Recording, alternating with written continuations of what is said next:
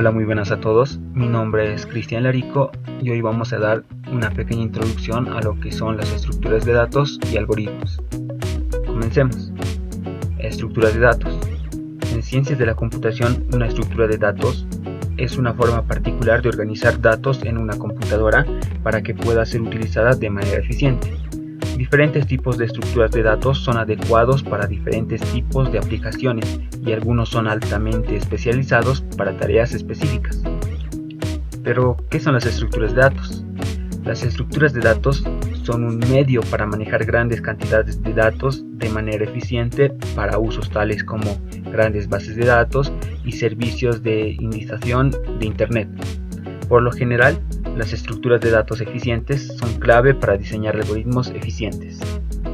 Algunos métodos formales de diseño y lenguajes de programación destacan las estructuras de datos en lugar de los algoritmos, como el factor clave de organización en el diseño de software.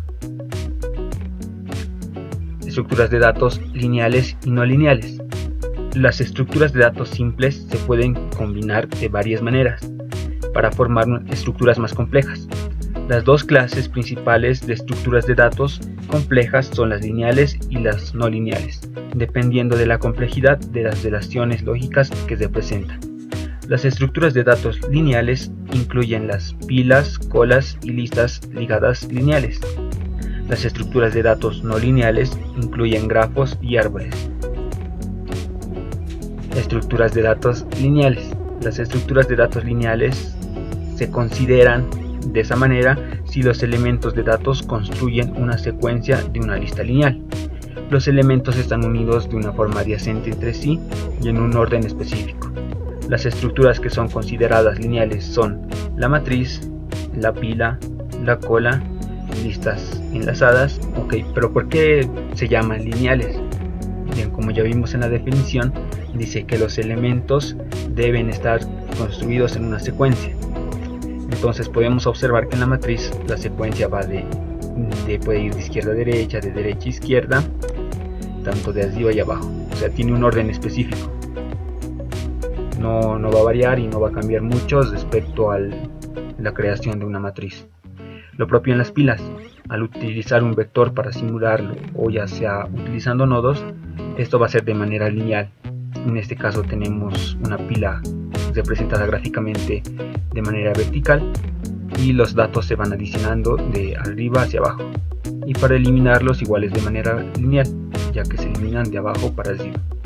La cola, al igual que la pila, es de manera lineal, ya que los elementos entran tanto de izquierda a derecha y salen de la misma manera. Las listas enlazadas, lo propio.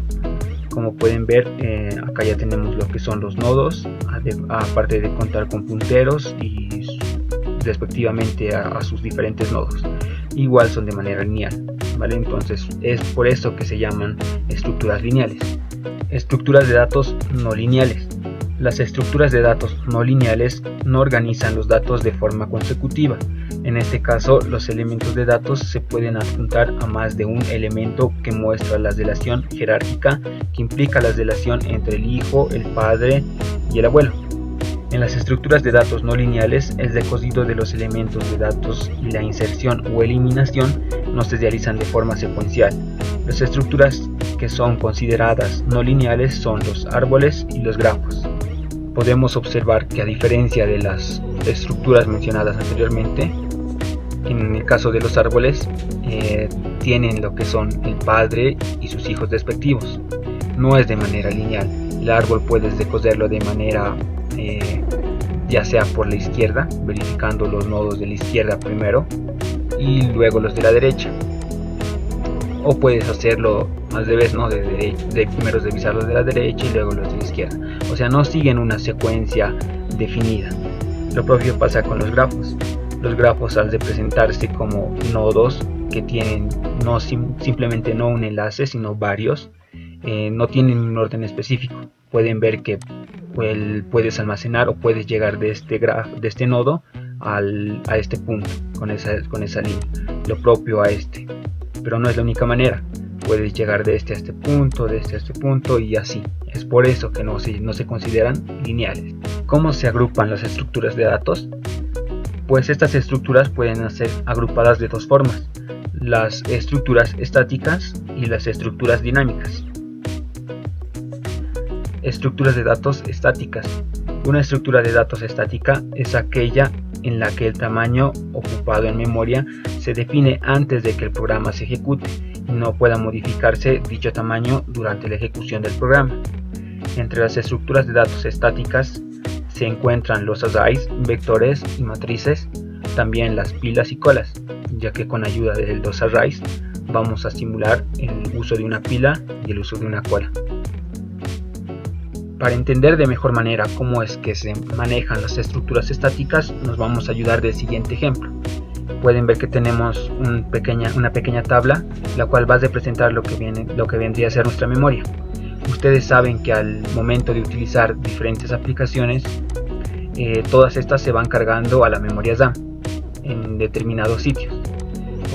¿Qué pasa si nosotros queremos definir una estructura de datos estática? Pues básicamente lo que vamos a hacer es ocupar un espacio de esta memoria. Pongamos este ejemplo, que lo vamos a pintar de color verde.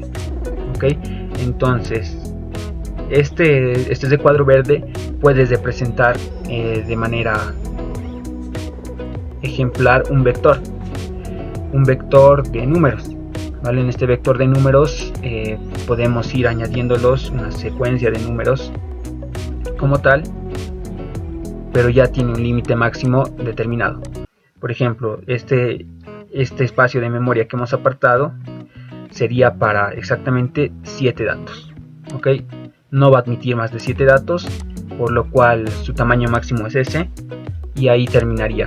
O sea, si quisiéramos añadir más estructuras o más información, más datos, tendríamos que realizar otras operaciones, como ser crear o apartar lo que vendría a ser otro espacio en la memoria e ir traspasando todos estos datos a la otra. Y posteriormente tendríamos que borrarlos también. En sí eso es lo complicado de las estructuras estáticas.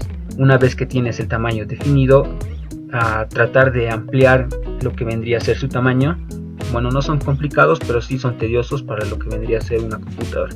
Imagínense con millones de datos o miles de datos, es una tortura, ¿no?, para nuestra computadora. ¿Y qué desventaja más podemos encontrar? Bien, volviendo a lo anterior, imagínense que tenemos simplemente 4. Nuestro vector está ocupando 4 espacios de los 7 que reservamos. Entonces, a medida que vayamos ejecutando más programas o más aplicaciones, nuestra memoria se va a ir llenando. Va a llegar un momento en el que puede que se llene. Imagínense, acá tenemos espacio de la memoria que no está siendo ocupado. Básicamente está perjudicando a lo que podríamos llegar a utilizar ese espacio. Esa sería una explicación de cómo es que funciona una estructura estática. Estructuras de datos dinámicas. Una estructura de datos dinámica es aquella en la que el tamaño ocupado en memoria puede modificarse durante la ejecución del programa. Las variables que se crean y están disponibles durante la ejecución del programa se llaman variables continuas. De esta manera se pueden adquirir posiciones adicionales de memoria a medida que se necesita durante la ejecución del programa y liberarlas cuando no se necesite. En las estructuras de datos dinámicas nos podemos encontrar con lo que son las listas, los árboles, y con ayuda de las listas podemos simular las estructuras estáticas. Ya vendrían a ser las pilas y colas. Esto lo vamos a ver en su respectivo momento, cómo es que se puede utilizar las listas para poder crear una estructura de datos de tipo pila o de tipo cola. Para poder explicar de mejor manera el comportamiento de las estructuras dinámicas, nos vamos a ayudar con la tabla que anteriormente utilizamos. Bien, otra vez el mismo ejemplo. Tenemos esta tabla que va a representar nuestra memoria y nosotros queremos ir almacenando información. Como pueden observar, hay algunos sitios en donde está cortado, no hay un espacio determinado como tal, pero esto no es impedimento para lo que vendrían a ser las estructuras dinámicas, ya que las estructuras dinámicas se pueden ir almacenando en diferentes partes de la memoria. Por ejemplo, podemos utilizar este campo, podemos utilizar este otro campo, este otro de acá, este otro de acá y este otro de acá, ¿vale?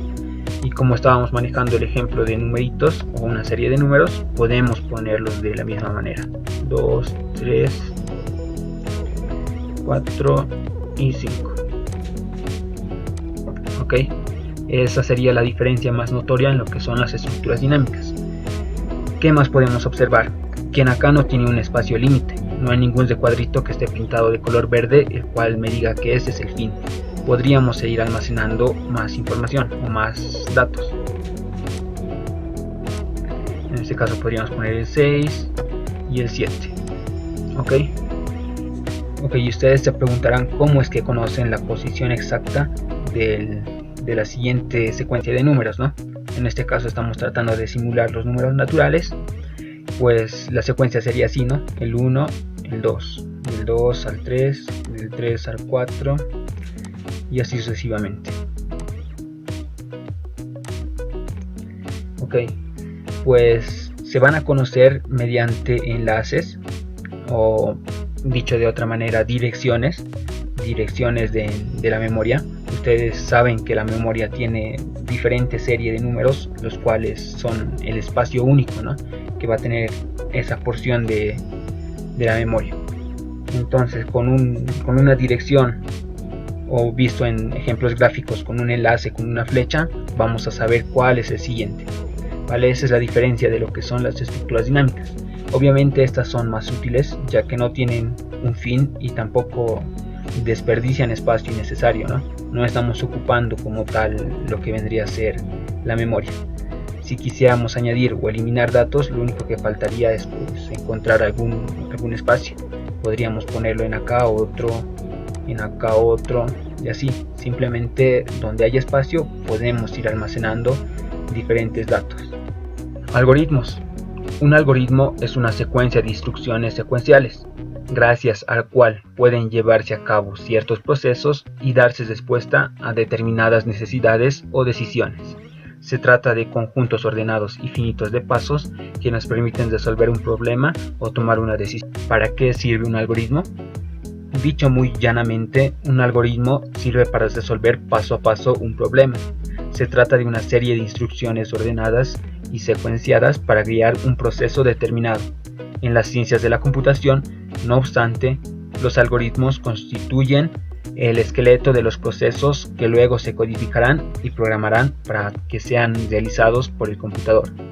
A medida que avancemos el curso, vamos a programar los diferentes algoritmos que necesitemos para los ejercicios propuestos. En esos algoritmos vamos a tocar el tema de lo que es recursividad y qué ventajas y qué usos le podemos dar a esa poderosa herramienta, ¿vale? Pero eso en su respectivo tiempo. Pues bien, esta ha sido una pequeña introducción de lo que vamos a ver en el curso de estructuras de datos y algoritmos, específicamente en el laboratorio de 131. Gracias.